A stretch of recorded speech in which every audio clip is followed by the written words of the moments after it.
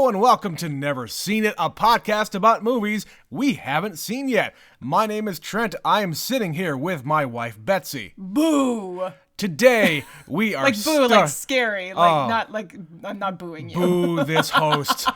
Today, we are starting a brand new series. For the next 4 episodes, we will be rebranding as Never Scream It. So to speak. So to speak. We did this last year. We called it our October series of movies because apparently we weren't very creative a year ago. We were not clever last October. Yes, so Betsy came up with this wonderful name of Never Scream It for the next 4 movies. That being said, I think you can probably guess what we're going to be doing. Today we're going to watch the first of 4 scary movies that you normally watch around this time of year. But our first one is going to be the 1982 classic Poltergeist. Betsy, you haven't seen this one. I have never watched Poltergeist. And I've seen it once. Okay. Yeah, I don't remember exactly when I saw it. But I remember seeing it by myself in my room. I think I might have been around high school or maybe college aged. That would be the time most people would discover this movie. I mean, when you're a kid, you're probably going to discover a movie like this. You've heard about it a lot. Maybe, if you have cable. Sure, and of course and it's Halloween. They're going to be showing these types of movies. Maybe they put it on cable and don't put everything in it, so it's maybe a little bit cleaned up for TV. But we're going to watch the real deal. This is streaming on HBO Max right now, so I don't remember a whole lot about it. I mean, I know like what happens at the end, and I know the things that the culture has kind of taken out of it. But, Betsy, what do you know, having never seen it? I know that there's a little girl, I know there's ghosts, and I know there's Craig T. Nelson. There's a Craig T. Nelson in this! Pre-coach Craig T. Nelson. I think the little girl's name is Carol Ann. Yeah, the character name is Carol. Yeah. And there's that one scene that everybody knows where she's sitting in front of the TV and goes, "They're here." Mm-hmm. But I don't really know exactly what this is. If there's like some shit happening with the TV in particular, or that's just that one scene. If this family's being haunted, if she can speak to the dead, if this house is full of spooky ghouls. Mm-hmm. And I expect that this is going to be like 80s scary, where there's kind of some maybe gore and it's more spooky and suspenseful. I don't know if this one's gonna give me nightmares, or maybe this will be the most terrifying thing and I'm gonna have to sleep with a teddy bear tonight. And we're gonna have 3 more to go after that. Right. I mean, I don't remember being scared, because how can you be scared when you're watching something on a 13-inch TV when you're a kid? It's all about ambiance. Exactly. And of course, we are going to be watching this in the dark. We are going to watch it on surround sound on a big-ass screen. So, yeah, this is going to be almost how it's supposed to be seen. Because, of course, any scary movie is best when you are with a bunch of people in the dark and everybody screaming at the same time. Which is not an experience I have often enjoyed. Yeah. We've talked about this before. I'm not into scary movies. Yeah. I don't mind a thriller. If people tell me, knowing this about me, that I can make it through certain movies, I'm willing to give them a chance. So that's kind of more what we're focusing on in this series. Yeah, we're not into the torture porn. No. We're not into, like, jump scares all the time for the sake of them. No, it's...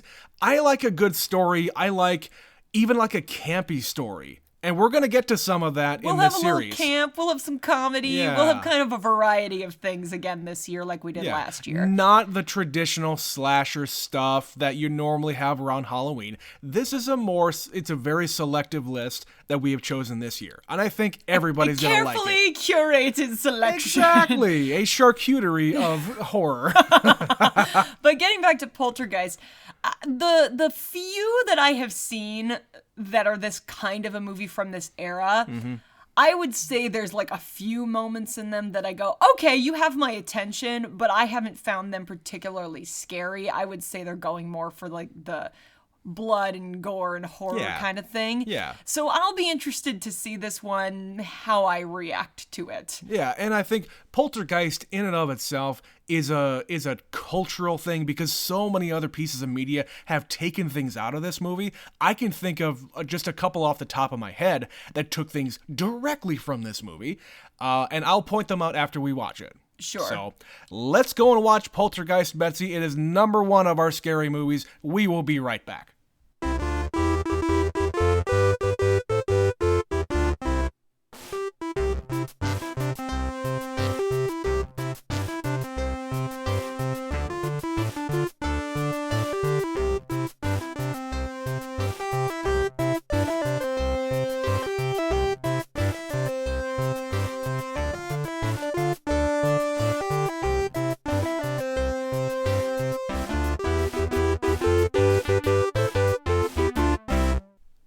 We are back. So, Betsy, that was Poltergeist. Yes, indeed it was. What'd you think of that one? So, for being a movie that is now 40 years old, I learned some things about it that I didn't know, such as the fact that Steven Spielberg wrote the screenplay for this movie. Indeed. This is his baby. He just didn't direct it. Yeah, brand new information to me, which amazes me considering this movie's older than I am. That I didn't know that. And it has that flavor to it. Like, you can definitely get the Steven Spielberg vibes that he was going for in those days. And we just covered E.T. that came out the same year. Yes, it did. Directed and I assume written by Steven Spielberg as well. I don't remember if it was written by him, but, whatever. Definitely had his flair. It's got his touches all over the place because it's these little kids.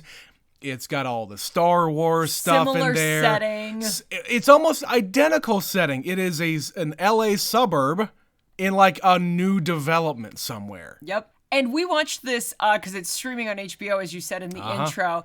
And much to our surprise and delight, it was in 4K. So it looked great. It looks amazing. This looked amazing. And you always run the risk with movies that are getting to be this age about the special effects. Yeah. And this one, I would say they're pretty solid. Like, especially in a 4K cut, it can look really, really bad. Like, the clouds rolling in, you can tell it's fake, but okay, fine.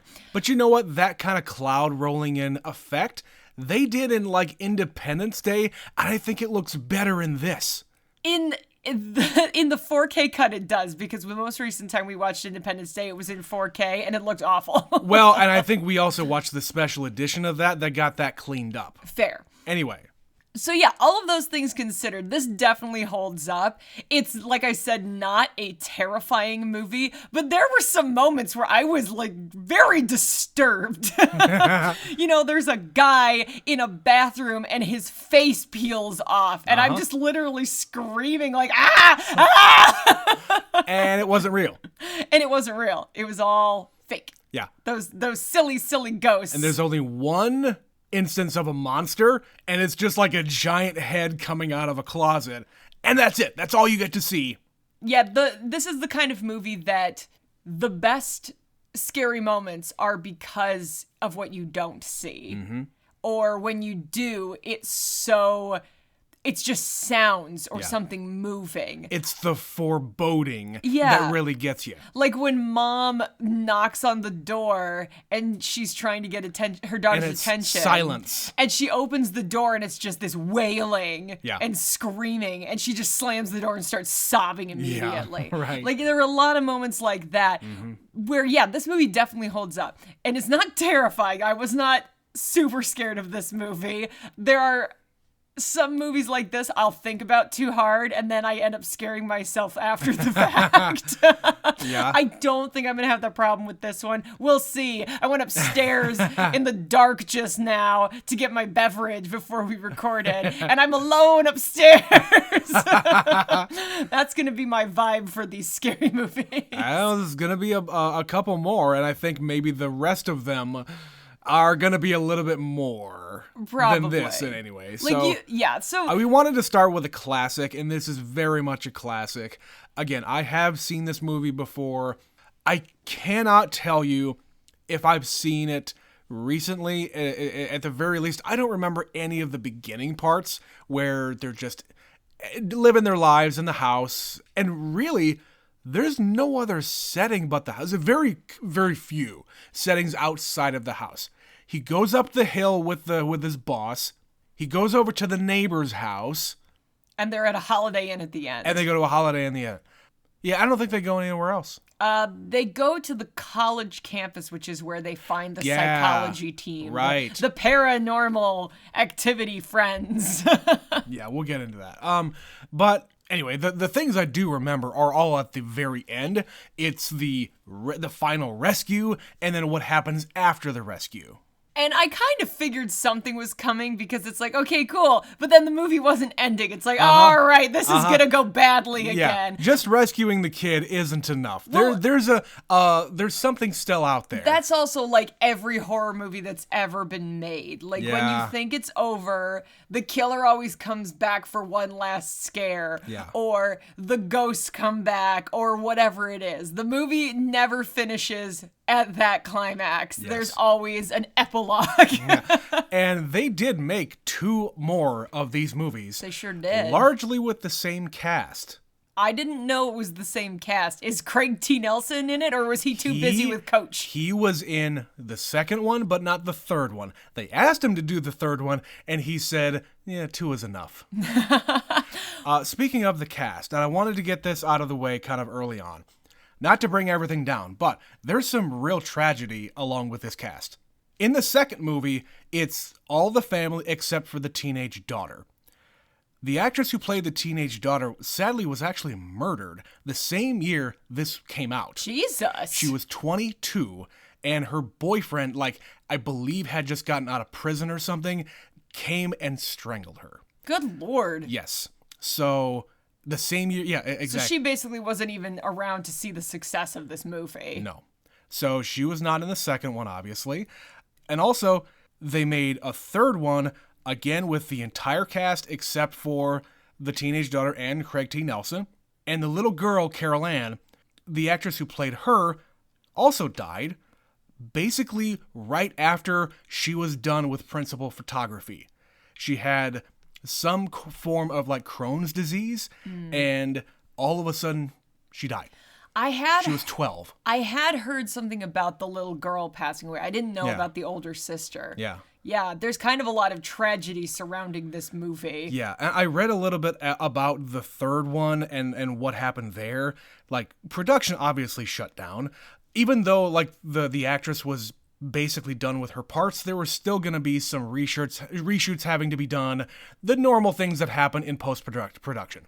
Right. At that point, you should scrap the project, in my opinion. That's the thing. The studio was insistent on this movie getting finished. Against the objections of all the directors and everybody, the family everybody else involved in this.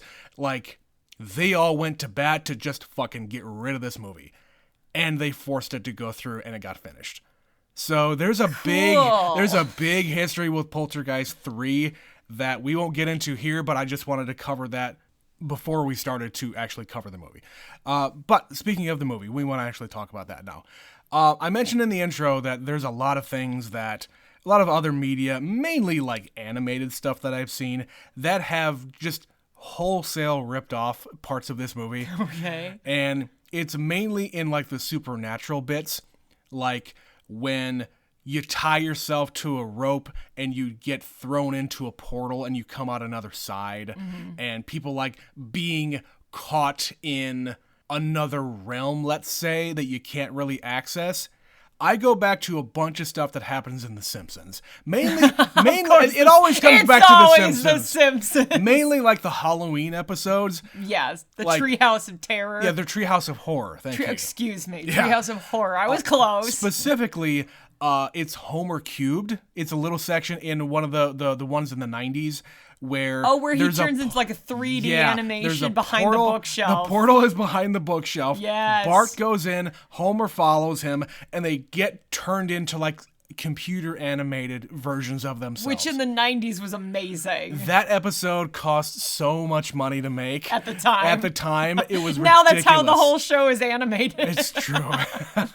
But back in the early and late 90s, they really wanted to go after it. And they completely ripped this off because Bart gets put into this other realm, and they're speaking to him, and they're trying to do the same things that they're doing here, but in the end, Homer just goes in after him. They have the rope around him as well.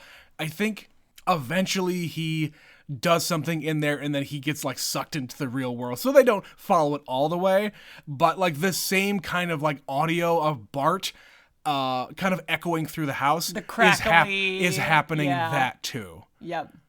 I think they probably also do a reference to it in Futurama and a number of other things. But that's really what I wanted to cover. Yeah, and I definitely got the influence on stuff that has been made since then, like live action things. The one that jumped out immediately to me was when we watched The Sixth Sense. So there's a scene in that where they're in the kitchen, Mom goes to like get some cleaner to wipe a spot out of his tie. When she leaves the kitchen, all the cabinets are closed. When she comes back, all the cabinets are open. And it's the length of maybe like 8 seconds. Yeah. So like not enough time for him to have done that and get back to his spot. In this movie, same thing, where Mom pushes all the chairs into the table because she's like, well, damn it, who's moving all these chairs? Quit messing around. Right. She goes to the kitchen, and it's like 4 seconds. It's a very quick cut. Yeah, it's quicker than the other one. And she comes back, and all the chairs are stacked. Right. So yeah, that definitely made me think of that. And then just generally Stranger Things. Like the whole first season of Stranger Things, where somebody gets sucked into this other world and he is communicating, but only with his mom through whatever means he can. Right. So there's a lot of like winking and nodding happening with Stranger Things to this movie. And we talked about it, I think, during the E.T. episode too. Like this is hardcore what Stranger Things is drawing inspiration from. This early 80s Spielberg, it's very spooky... much as the kids say, it's very much a vibe. Oh, you're so cool, Trent. We're like really hip and with it. It's true. I just turned 38, guys, so... Happy birthday, Trent! Happy birthday to me. And speaking of old things, let's just talk about the vibe of what they're presenting here in that, hey, this is 1982, and it's like set dressings and things like that. We talked about, there was some stuff about Star Wars. The kid has a bunch of Star Wars stuff in his room. There's a poster. There's a Darth Vader, bust. He's got the Han Solo gun. He's got the Han Solo gun. It was near the end, but yeah. He's got that. There's a Yoda posters. Doll. Yeah, there's a poster of Darth Vader. Blanket. He's got a Luke Skywalker action figure. There's an R2-D2 on his shelf. There's all sorts of stuff. And I think I distinctly heard the sound of a TIE fighter flying around the room when the gal from that group shows up and they first open up the bedroom door. When all the shit's flying around, I distinctly heard a TIE fighter sound. I believe you. I didn't catch it, but I also have not It's possible that it's not there, but I heard it.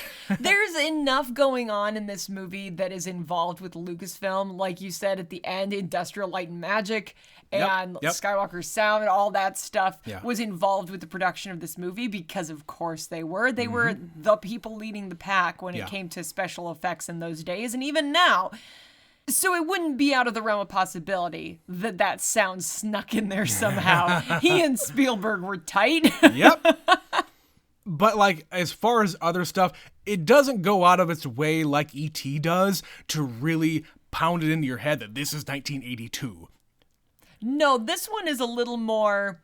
This could really be any time other than the fact that Mom has glorious feathered hair. Yeah, it's pretty great. It's pretty great. And the children have goofy bowl cuts and things like that. Again, you could have done that in the 90s. Have they remade this movie? There was a 2012 movie, I think, or maybe it was 2015. Sam Rockwell is in it.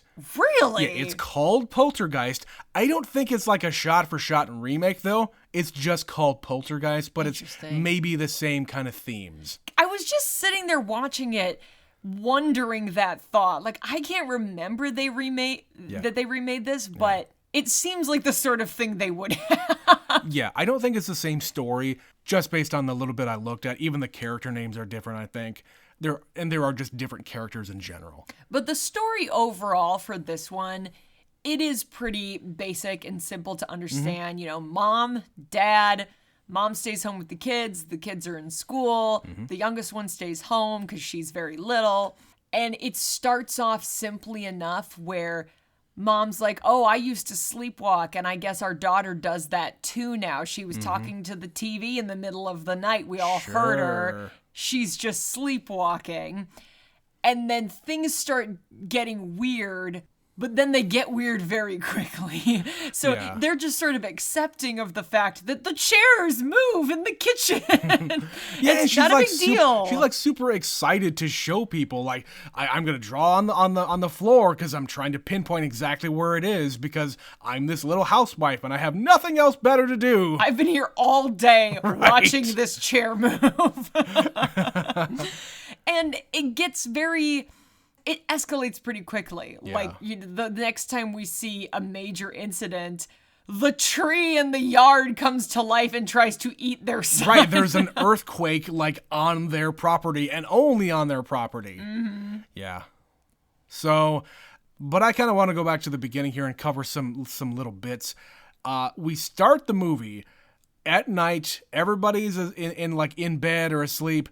Dad's in the chair. He fell asleep with the TV on, and it's doing the thing that always happens when you're watching broadcast TV in the middle of the night. I have seen this many times because I used to be a total night owl. And listen, children, it's this thing that used to happen when you watched TV as it aired. Yep.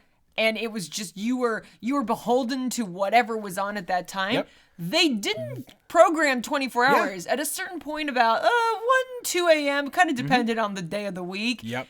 They stopped broadcasting, and your signal for the end of the day was they played the Star-Spangled Banner. With, like, whatever kind of footage that you really wanted. A lot of times it was just a static image of something, but in this case they kind of went all out and made, like, a presentation. A military montage of There's a bunch of stuff of, like, Washington, D.C. monuments and shit. But I have totally seen this many, many times. I don't even know if they do that anymore. Well, and you even, as the movie is starting, it's playing that song over the black title cards. You were like, why is this playing? And I said, Trent, it's the thing they do in the middle of the night when TV runs out of TV. It's been so long since we've experienced it, you forgot that that's the standard. Yeah. Because most of it is 24 hours. The cable news doesn't do that, or the cable networks don't. Yeah, cable networks don't have to do that. They just put on, like, fucking infomercials and you shit certainly like that. don't have to do that on streaming services. Nope. Because you're pushing buttons until you want to go home. Indeed. It eventually will ask you, like, you still there? You right. good, my friend? That's the only thing. It's not going to shove the Star-Spangled Banner and a military montage down your throat. Maybe they should start doing that, though. Yeah, you need to go to bed now, sweetie. You've been here for 12 hours. I'm here for Netflix interrupting your streaming. If it's after 2 a.m., encouraging you, good God, man, go to bed. Especially if you've been clicking play next episode for the last, like, 9 hours. Right. Like, it's time. We're cutting you off. But yeah, that's how it starts. And everybody's asleep. The dog is running around loose, and he's stealing potato chips. Foraging. Oh, God. Like, him dumping the potato chips in the bed just gave me the creeps. I don't like food in bed. I don't really ever eat in bed. And, like, crumbs like that just bother me. We do in hotels out of necessity, but the covers are like not open. In the bed. Yeah, covers are not open. We'll do it on the bed. Yeah. And the dog starts kind of sniffing around people, and he wakes up Carol Ann, who goes downstairs and just starts giggling and talking to somebody in the TV. And the entire family hears her and wakes up, and they're like, that's fucking weird. Yeah, coming down and just like looking at, like, all coming down at the same time too, and like all in unison, kind of looking at this like it was staged or something. It's like they followed the direction of the director. Right. But people don't really pay too much attention to it. There's not really called out. She's a little kid. She's just thinking, oh yeah, this is more sleepwalking and blah, blah, blah. And it's something that a sleepwalker would be drawn to, maybe. Have you ever sleptwalked? Oh yeah, the times I remember, I would get up, and mainly when I'm a kid. Yeah. I don't remember any times I've done it as an adult, where I would get up, I remember my parents told me, I got up, I grabbed my blankets off my bed, I dragged them all the way into their bedroom, dropped them next to them, and I said, here you go, or something to that effect, and I came back out to the living room, curled up in the easy chair, and fell asleep. You were like 8 or 9 or 6 or 7. Probably, you were little. I was little, yeah. I mean, other than that, it's just like saying things. I would sleep talk. I wouldn't necessarily sleep walk. I'm a sleep talker. You know this. Yeah, Betsy is a sleep talker, but she doesn't say phrases. She just says random words. A string of words that are all in English that don't construct They're a not sentence. nonsense words. Yeah. They're words. It's just in no order that makes any kind of grammatical sense. Spaghetti house vacuum banana. Yeah, that was like 2 nights ago. No, you could tell the people the thing that I said once. Oh, yes. One time since Trent and I have been together, I caught him sleep talking. And he didn't remember this. I tested him because I was laying there. I couldn't fall asleep. And I assumed he was long since sleeping. And he rolled over and he goes, I know what I want for my birthday. At which point I'm like, oh, he must not be asleep. He's also just laying there quietly. I'm just laying there thinking about what I want for my birthday. And this is like early on in our relationship. We were maybe together a year. It wasn't that long. I don't even remember. Yeah. But he says, I know what I want for my birthday. And I said, you do? What do you want? All the pizzas. All the pizzas. And then you mumbled something incoherent and went back to bed. And so the next morning... Well, and you even asked me, because you maybe thought I was awake. Yeah, the next morning I tested you. No, it was that night. Oh. You asked me, well, what did you just say? And I said, never mind. And I went back to sleep. And the next morning, I just straight up asked you, so you know what you want for your birthday? And I got this blank stare. I had no idea. That was exactly what I thought, because it was such a weird thing to say to me in the middle of the night. I was like, he's asleep. Yeah. Anyway, all the pizza. I never got it, by the way. All the pizza. I never got it. I never got all the pizza. Yes, I have had one incident I distinctly remember sleepwalking where I think we came back from a vacation or something, so I think I was probably pretty out of it. I went to bed in my bed, and I had a dream that I walked downstairs and laid down on the couch. And this was when I was like in middle school and like you was up till 2 a.m. listening to the Star Spangled Banner. And so it wasn't weird to wake up on the couch. It was a thing I did. Sure. And I woke up on the couch, wrapped up in my blanket, and I'm just like looking around, waking up, talking to my siblings. And then I sat up with a start because I realized I didn't go to bed here. And that's the only time. So in this movie, to bring it back to the relevant conversation we're having, for mom to just say, oh, yeah, I used to sleepwalk and I guess she's going to do it too. That's a believable scenario for her to just kind of brush it off and say, totally. Oh, she was just talking to the TV because she's a kid. Yeah, it's harmless. Kids are going to be weird. Just let them be weird. But in this case, it's not going to be okay. No. I like that night when they're talking about it the next day, mom and dad are like getting stoned in the bedroom. Yeah, they're talking about it. Mom is smoking a joint and dad is like in his underwear reading a book about Ronald Reagan. I mean, it's 1982. Uh-huh. That makes sense, I guess. 1982 in California. Yeah. So people very much aware of Ronald Reagan. Absolutely. So the two of them are just talking, and Mom is like getting paranoid. Like, what if she does it while, we're sleeping? What if she falls in the pool? Like, they're digging a pool in the backyard. And the things that parents would really worry about. Mom starts worrying. Yeah. And then, like, there's a storm coming. And I thought about this. This is in LA, very much, like we said, very much in the same vein as what happened in E.T. There's not a lot of storms that roll through LA. Not like thunderstorms and tornadoes and things. There are people who have gone their entire lives living in California, never experiencing a thunderstorm, whereas it could happen, 3 times, 4 times a week where we are. Oh, yeah. We had one just the other day. Right. It's October. And then a few days later, it snowed a little bit. Shut up. God damn it. I'm not ready for that. No. And of course, in this movie, it's very obvious that the weather is not a natural phenomenon because they have a thunderstorm like 5 nights in a row. Yeah. Just above their house. And a tornado. Because why not? Tornado, yeah. Fuck. Since when do the ghosts control the weather?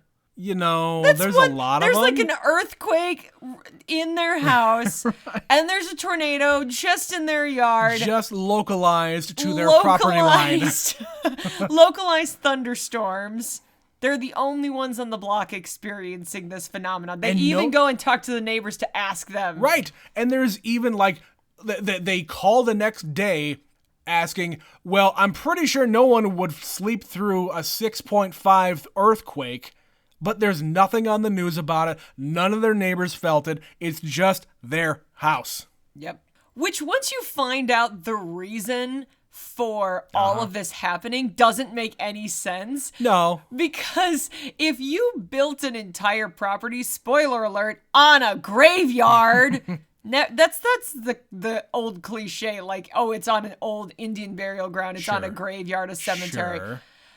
If you did that, more houses should be affected. Or is it just because this is the central focal point? Well, I believe, like, think about Arrested Development. When there is which, number one, I just got that joke, where it's a development where they're living... God damn it. That took you 20 years to get that joke. I literally just got that. And that's recorded, guys. That's all right. for posterity. Anyway, think about Arrested Development. They're living in one house that is the model house for that neighborhood that is being built. Okay. So they're the first it ones. would be the central area that makes where sense. everything would be. And then everything else is built around it. I'll allow it. God.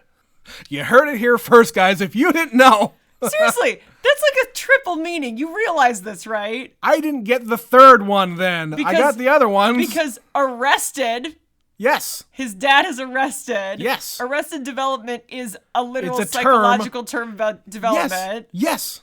And it's a development. It's a literal development. That is. We need to stop talking about this. Anyway, my point to all of that was, for a kid to be scared of a storm, that's normal, because this kid has probably never even had the experience of going through a storm. Doubtful. None of them have. He's young, too. He's a kid, yeah. So for him to be scared and going into mom and dad's room and dad taking him back and teaching him the real science about counting the seconds after a lightning strike. Oh, yeah. That's real. Oh, yeah. How many miles away is it? I don't know how many. I always heard it was like mileage. I don't think that's necessarily true, but it is true that the farther away it is, the longer the sound. Yeah, it's not an exact science as to the distance, but when you're comparing the two, you'll know if it's getting closer or farther away. Yeah, if it's happening instantaneously, that shit's in your backyard. Right. Which also happened to our literally house. In their backyard. And apparently, Spielberg wrote this movie. Apparently these two things, like the tree in the backyard and the clown, we haven't talked about the clown thing yet, those were his childhood fears. There was an actual tree in his backyard. A creepy tree. And he hates clowns. I mean, a lot of people hate clowns. Yeah. And I'm just going to say, for the record, whoever gave them that clown should be arrested because that was a terrifying toy. Yeah. It served no purpose other than to scare the shit out of children and adults alike. And you? And nobody was surprised when it attacked the little boy and dragged him under the bed at the end of the movie. Yep. Nobody was surprised by that. That thing was a monstrosity and deserved to what it got. I'm glad that little boy attacked it. That's right. You got what you deserve, you demon clown. All right, and somewhere at this point in the movie, they show that there's a bird. They have a Tweety bird. Yeah. And the bird has died. Yep. Okay, first of all, this is a literal canary in a coal mine situation. Did you think about that at all? Fuck, no. Yeah. In the whole phrase canary in a coal mine, Yep. miners would take birds down into the mines because if they hit a gas pocket, the birds would die first. Yeah. And the miners wouldn't know. No. So you literally have this movie where the first person to die is not a person, it's a bird. And it's right before all the shit goes down. So God, no, I would not have thought about that. That was the first thing I thought of. It's a metaphor, Trent. It's a metaphor. All right. Secondly, Mom tries to flush it down the toilet. All right. What? You had a problem with this while we were watching. Okay, how many times in your life have you heard don't flush things down the toilet that don't belong down the toilet? And first thing Mom does is try to flush a fucking bird. You can't do that. It's a 2-ounce bird. Dig a hole, throw it in there, move on with your day. Don't ruin this for everybody. Yeah. Haven't you heard these horror stories about people flushing like snakes and gators and shit? And then they live in the sewer and they become monster creatures that take over the underworld. I haven't heard that one. Okay, I'm exaggerating slightly, but sometimes creatures survive being flushed and then they are living in the sewers wreaking havoc down there. It's a real problem. They hadn't gotten the memo yet in 1982, Betsy. Okay, well, I hated it so much. Like, Mom is holding it, and the little girl catches her. Yeah. So they have to have a little birdie funeral. Right, and like the mom says, why couldn't you just die on like school day or something? Then I could go to the pet store and get a different Tweety bird. Probably. Which I also like in this movie, they give her a goldfish. Like, the kid is completely over it after they bury the bird, and the girl says, oh, can I get a goldfish now? Yeah, like 10 seconds after the funeral's done. Right. And we cut to the girl like feeding a fish. There's a couple of fish in there, and they name the fish Tweety 2 and Tweety 3. It is absolute child logic. It's another Simpsons thing that they stole from this movie. Because Lisa has a cat named Snowball 2. We never meet Snowball, the first Snowball in present day Simpsons.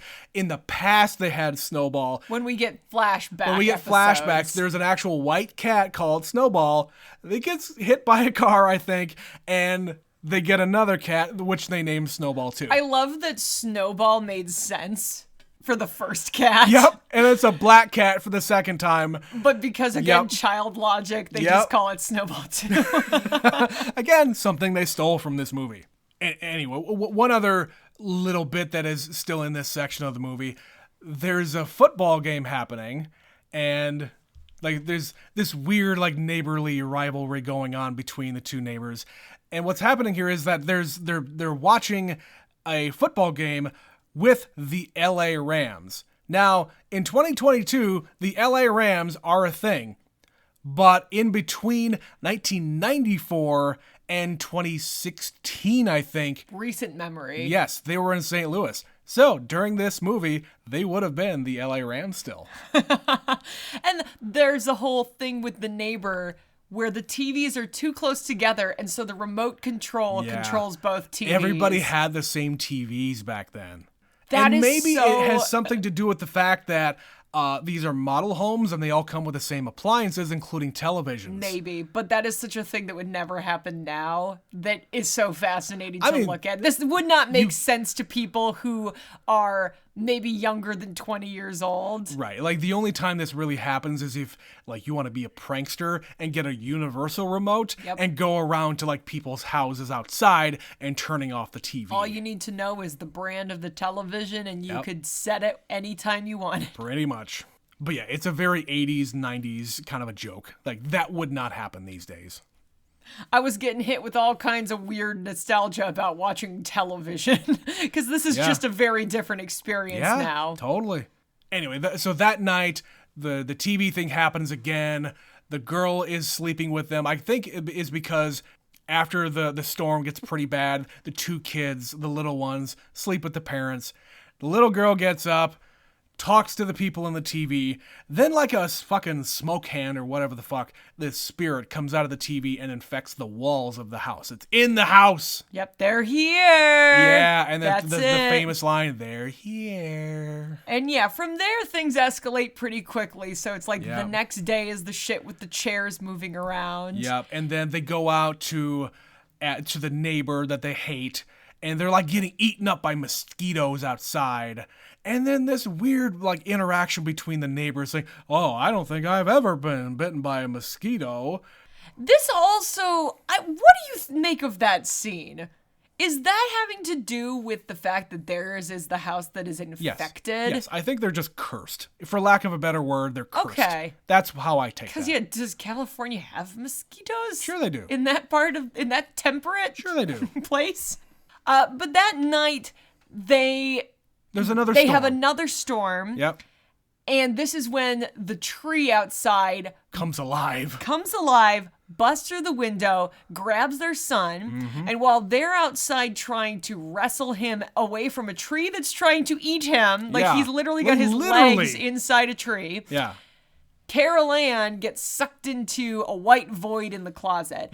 A lot of this is really effective because they were using a lot of practical effects. Now, a tree that's a puppet that's grabbing a child is always going to look corny no matter what you do. Of course. But the effect of pulling her into the closet, like they've got this ultra bright white light. Yeah, everything is like being like sliding, and there's wind and and there's like things going in front of the lights causing it to like flash. There's a lot of flashing lights in this whole movie. There is a warning about seizure warnings and flashing lights. And that was not included in 1982. No. This is before they really knew, like, hey, flashing lights can really affect people if they have epilepsy or even borderline. It was affecting me for some of those scenes, like and I don't have that issue. Yeah, strobe lights affect me to a point if I'm in a concert or something. Yeah. It doesn't affect me. It's uncomfortable, but it's not going to like to look at it too long, certainly. Yeah.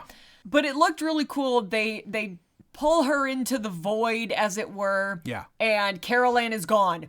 So now they don't say how long the time has passed, but there's clearly a little bit of a time jump here. Yeah. From when she gets taken to when they seek help. Like he's been missing work. Dad calls in with some horrible flu, and that's why he can't come to work. I would say it's probably a week or two. It's not he looks that like long. hell. Yeah, he looks haggard. Yeah. And he goes to this university where it's this group called Popular Beliefs, Superstition, and Parapsychology, which is a very strange college group to have. The Department of, Trent. Right. The Department of. The Department of. So they're getting funding for this shit. Hell yeah! It is California, so hey, they're going to do all sorts of weird shit out there. And listen, they were very excited that one time that they did slow capture of an item moving. It took them 7 hours to do it, but it moved across the room. That was an exciting day for them. Right. So when they show up on site and they don't go in that bedroom anymore, right? They open the door and shit's flying everywhere. It's all crazy. And of course, this is probably the worst looking of the effects. Yeah. But because it's got that 80s tinge to it. Computer animation. You cannot make it any better. No, you can't clean it up. Yeah. It's just going to look how it looks. Yeah. It's like here's a record player being played by what the fuck was that? What do you call that thing? It's a protractor. A protractor. Yeah. Uh-huh. And then a lamp is flying around, and then it gets screwed in, and it turns on without being plugged in. Yeah. I don't think they really needed to go that far. You could have just had this shit flying around the room, and that's In it. 1982, though, you understand why they went that far. Of course. They did it because they could. But yeah, the woman of the group says the famous line, "Stay out of the light," or "Stay away from the light," excuse me. And then we get this weird like portal opening in the living room where like jewelry is falling out of this portal. Watches and pocket something, watches, wrist something watches. that was 100 years old, something that's not old at all, and none of it is theirs. So presumably by what we know about the movie, these are the belongings of the dead people who are buried. But we don't know that yet. We don't know that yet. This is just mysterious items falling from the ceiling. Yeah. Free watches, everyone! Yeah, so people are talking, they're kind of talking, okay, maybe this is like people who haven't passed on or haven't crossed over, or whatever you want to call it.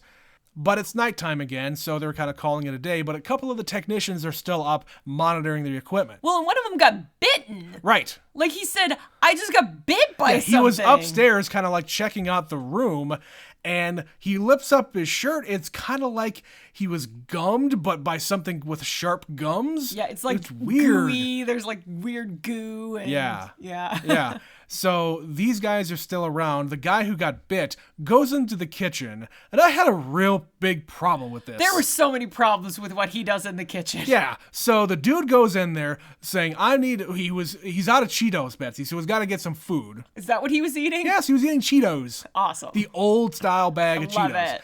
So he goes into the kitchen, opens up the fridge, grabs a chicken wing, just immediately bites into the chicken wing, and grabs a whole raw steak. It's unwrapped. Unwrapped, sitting in the fridge, and he just throws it on to the counter.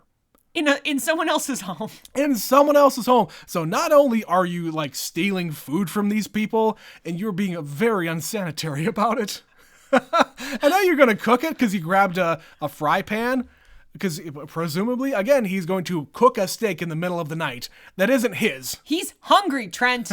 He was invited to this home Yeah. to investigate. He has been investigating. Yes. Maybe he brought a raw steak. You don't know. You're right. You're right. He seems like the guy who maybe brought a raw steak and threw it into the refrigerator. Who doesn't bring their own steak to every party they go to? Anyway, of course, this is the kitchen that is all fucked up. They haven't been in there. They don't allow people in there. He doesn't know that. But he throws it on there, and as he's like chewing on his chicken wing, he sees the steak start to move. The steak crawls. It's kind of like crawling, like it's doing the worm. Yep. And then it bursts like open from the inside, and it's Right. really disgusting. And like he throws the chicken wing down because it's covered with maggots. He throws it down because he's in shock, and when he looks at it, it's covered in maggots. Sure, and I don't know whether or not that was because of the maggots or not. It doesn't matter. No. But it's covered in maggots, and he gets the fuck out of there. And he goes into this like laundry room that has a sink in Little there. water closet situation. Yeah, so there's like a bunch of cleaning products in Yep. there. So he's like gonna throw water on his face because he's like, oh God, I need to wake up. And this is where you talked about the scene of the skin being peeled off from his face. Like he puts his head down to wash himself. Then he brings his head up and he sees like a cut on his chin, and he starts fingering the cut, and he's just like peeling stuff off, and it's just, Yeah, that was the grossest part of the movie. It's not realistic. Like, you can tell that's not him. It turns very fake very quickly. But it goes so far for so enough. long. Yeah, it was real enough. That, and then there's just like this chunky, like gelatin being thrown in the sink. And I'm Yeah. just sitting there going, ah! And then it's fake. It's Yeah. over. Yeah. You just imagine it. Yeah, just snap and Yep. it's done. But at the end of the scene, they're like, we're all going to go home in the morning. And he's not coming back. That guy's not coming back. He won't be back. He's had quite enough. But before they leave for the night, they're like filming the staircase. Like they have this equipment that can like sense an event or something. Sure. Because the camera starts moving and pointing towards the stairs, Yeah. upstairs.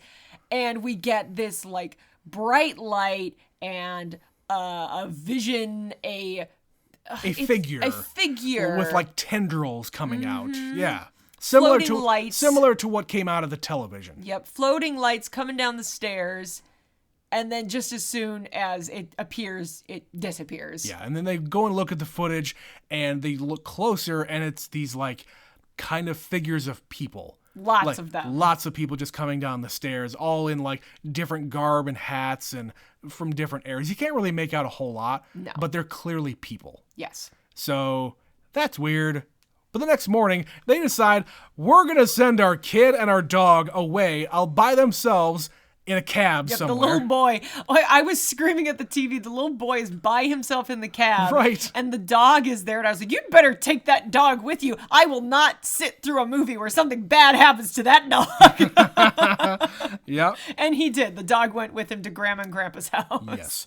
And this is where the Craig T. Nelson's boss comes by because he's worried about him. So you haven't been into work forever. You look like hell, man. Well, and he's suspicious that he's not actually Right. sick. He's going to leave the company and he's Right. like interviewing around or something. Sure. And he's like, he has sold like 40% of the properties around there. He's their top salesman and he doesn't want to lose them. Because they have this new development happening. We're moving to Phase 5. Phase 5. We're going to take you up this hill and say, this is going to be your backyard, man. All of this is going to be your backyard. How about we're going to give you the first house of Phase 5, and it's going to be a gigantic thing. But, of course, the camera pulls back even further, and we find, oh, shit. There is a full-ass cemetery right off screen, taking up that entire hill, which is a beautiful kind of a thing, but yeah. And he says, there's a cemetery here, sir. I don't understand. Right. Oh, we'll just move it. Just move everything. We've done it before. We did it with Phase 4. Oh, wait. Yeah. That's where my house is. The big reveal Yeah. that there was a cemetery where their house is built. Yes. And that's what's causing all this drama. Indeed. But yeah, from there, they need to step it up a notch. And I don't know actually who hires this woman, this medium. It's the psychiatrist woman, the psychologist woman, the paranormal lady. Okay. She says, I can vouch for her. She has more exorcisms. She's done so many. Yeah, she's essentially an exorcist. She expels the demons and the ghosts from people's houses. Yeah. So she's weird. And she essentially says, yeah, these dead people, they haven't crossed over. We have to have the girl help them. They're drawn to her. Which we don't really get her doing that because we don't really see into that realm. No. Whatever. But yeah, they start doing all these weird experiments, and that's where they tie the rope, and they have the tennis balls thrown down there, and they come out all goopy. Yeah. Ectoplasm. Sure. And of course, they go into the room, and there's all sorts of wind happening, and the woman's in there saying some weird shit, and she's like gonna go herself, but then the mom says, I'm gonna go, or like says, This is a great scene. Right. Yeah, she's like, I'm gonna go in there, and mom says, no, you've never done this before. What did she say? Mom says, let me go. Yeah. And the woman says, no, you've never done this before. Yeah. Neither have you. Yeah, the mom says, neither have you. Good point. You're right. You can go. You go.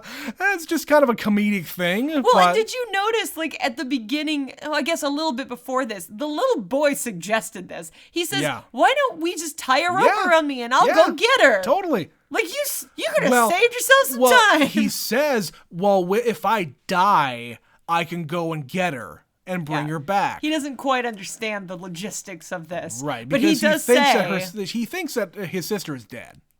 Yeah. To a point. Yeah. But he does say, tie a rope around me and I'll go get her and pull her out. Totally. Which is what they end up doing. Yeah. But of course, all this dramatic stuff is happening, and Craig T. Nelson is holding on to the rope, and some shit happens and he pulls too early. Yeah. Oh, no. The woman says, go into the light. He says, no, I thought you said don't go into the light. And he pulls on the thing, and there's a big monster head. Yep.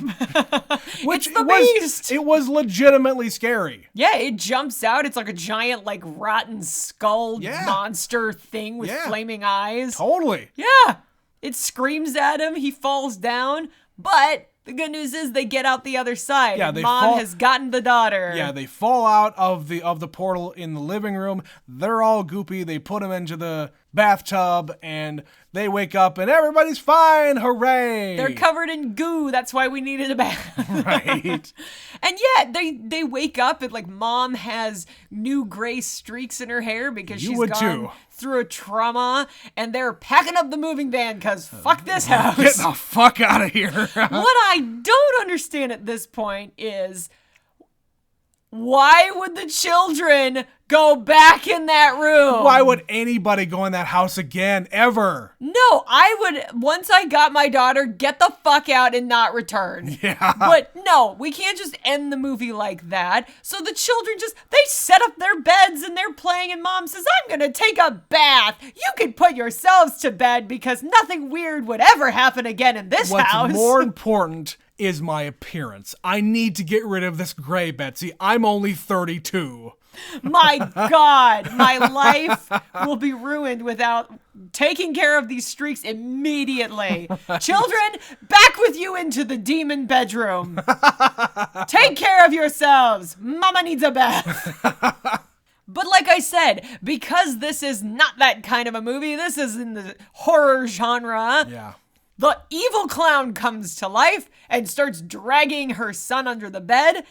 And then the door of the closet flies open and everything starts going to shit. Like there's ooze coming out and a tongue's trying to grab them. And mom is like trying to relax in bed.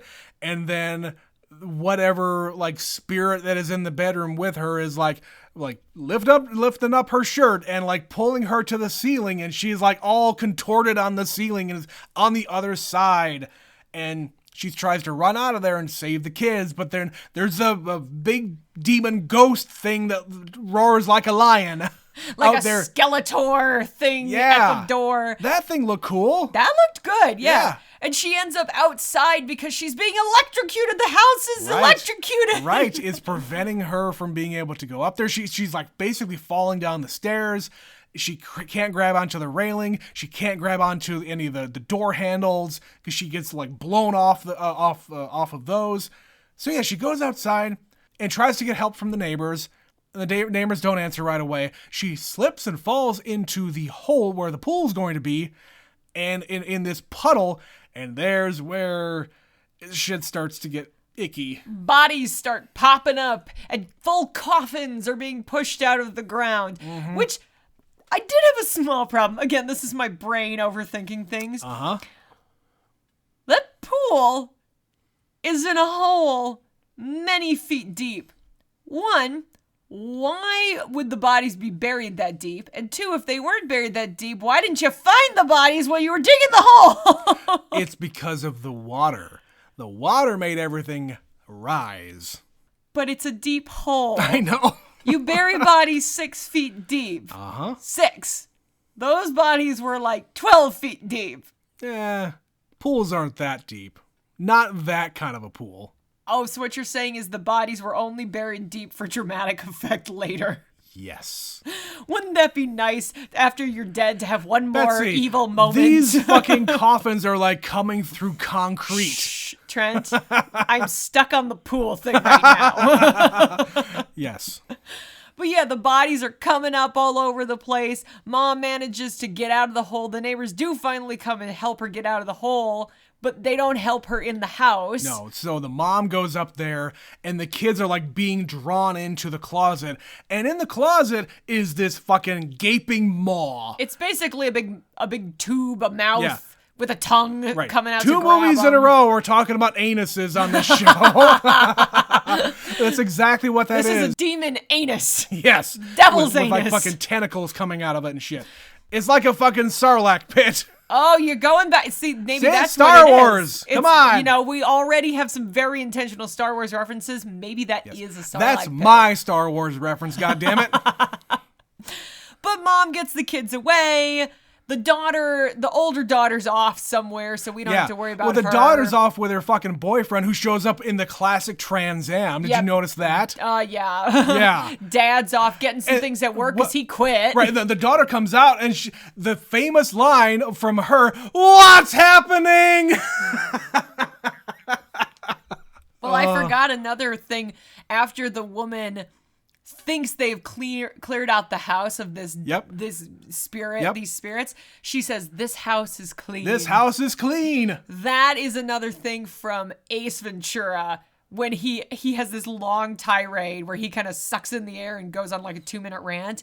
And at the end of it somewhere he goes, "This house is clear now," or something like that. Yeah, in her weird accent. Yeah. Yeah. But he says kind of that same thing. All right. But yeah, so mom rescues the kids. Dad shows up. There's bodies in coffins coming out of the kitchen and the Right. concrete and the garage door. And Craig T. Nelson like goes up to his boss. So, "You son of a bitch! You didn't move the bodies. You just moved the tombstones." Yeah, you only moved those. Why? Why?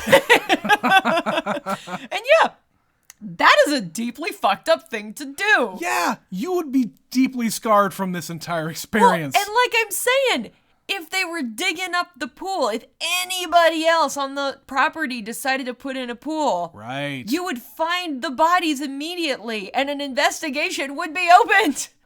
But we don't get that far because everybody is just screaming and there's lights coming from the house and suddenly all the neighbors see what's going on and they climb in the car and they fuck right off. They're like, "Hell no, we're done." They fuck right off to the Holiday Inn. Oh my God, the sign that the Holiday Inn. Well, before that, the house implodes on itself. Right. The house literally just collapses in. Yep. This portal closes. Like it's a very tiny black hole. Yep. And the portal closes and the boss just kind of like hangs his head in shame. It's like, yeah, maybe you should. And Betsy, the real evil here, capitalism. It's a metaphor, Trent. It's all a metaphor. That's right. They literally built their empire on the backs of the little people who didn't matter. They didn't care if you died. But yes, the family all goes disheveled and confused and dirty and tired to the Holiday Inn.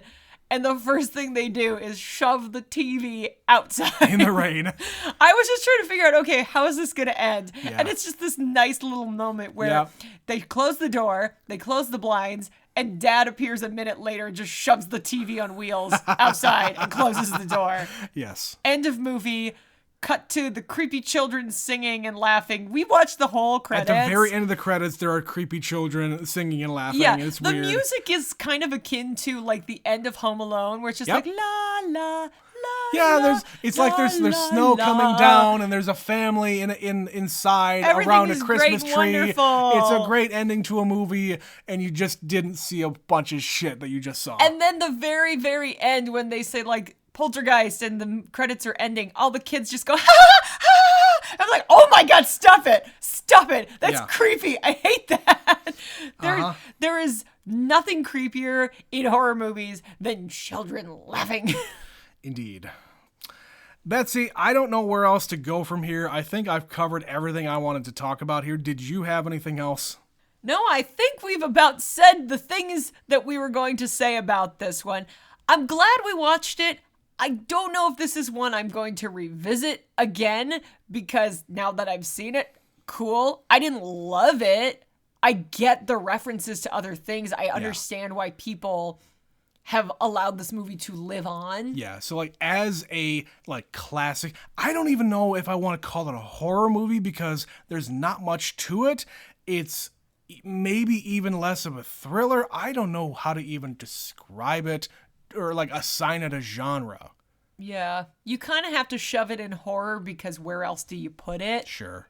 But it's like it's less of a horror because it's written by Steven Spielberg and directed by the guy who did the Texas Chainsaw Massacre movies. That's who directed this? Yeah. I didn't know that. Yeah. Interesting. I'm going to come up with a word for this, but it's not going to be right now. All right.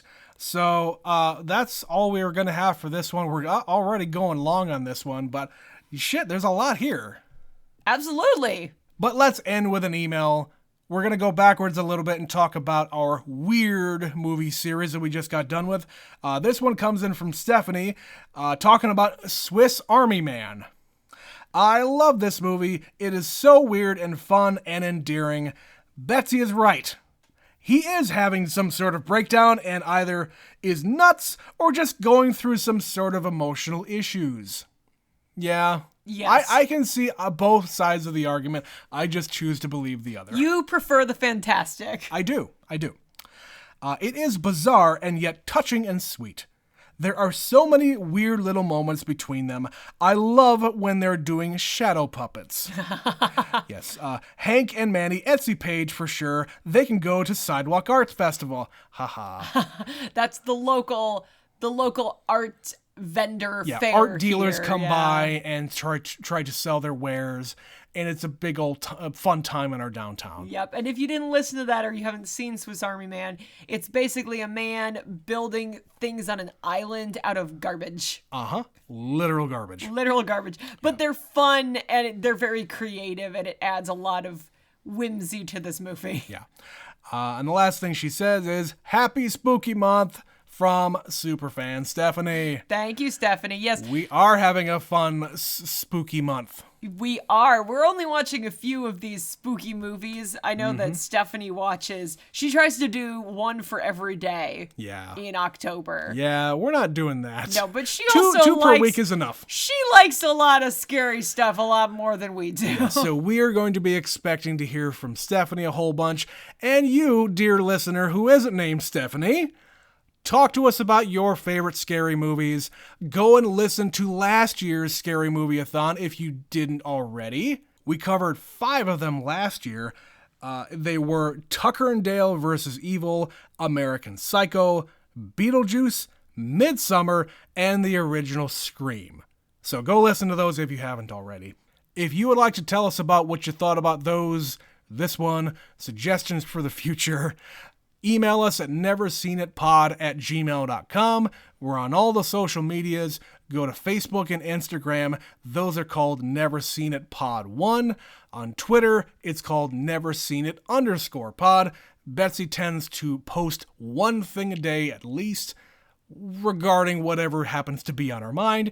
We have our Never Seen It Movie Club, which is a collection of movies that we have seen that we're not covering on the show, but are just a recommendation for you all. We just want you guys to watch them. Indeed, because they're good. They're movies that we are referencing often enough on the show that just, hey, it's a reminder, go watch those movies.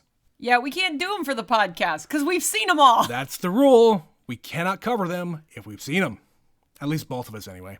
But you can also support the show not only by sharing the stuff on the social media. If you click the link in the podcast description, it'll take you to a page on Anchor where you can throw us $1. We would very much appreciate that. But that is going to be the end of number 1 of Never Scream It. I'm going to keep on saying it so I don't forget. We're going to be back next time with another one of these movies. I hope that you are listening along and you're following along. We're going to try to cover movies that are readily available for everybody to watch. But until next time, this has been Never Scream It. My name is Trent. My name is Betsy. And we'll catch you next time. Bye.